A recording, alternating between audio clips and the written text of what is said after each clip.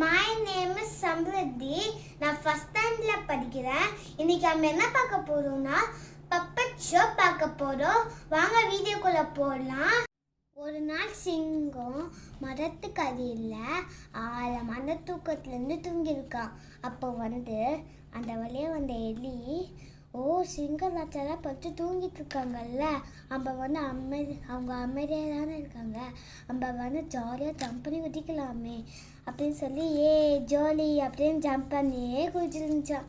சதிக்கு கூட வேலை இருந்துச்சான்.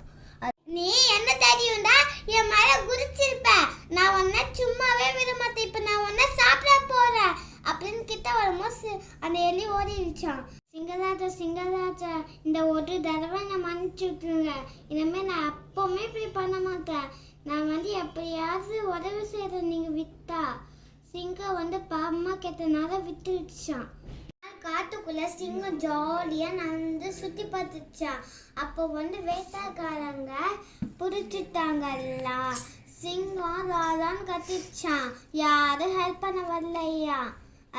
அதுக்கப்புறமா எலி வந்துச்சான். சத்தம் கேட்டு எலி அது பல்லால கடிச்சிட்டு சிங்கத்தை காப்பாத்திடுச்சான்.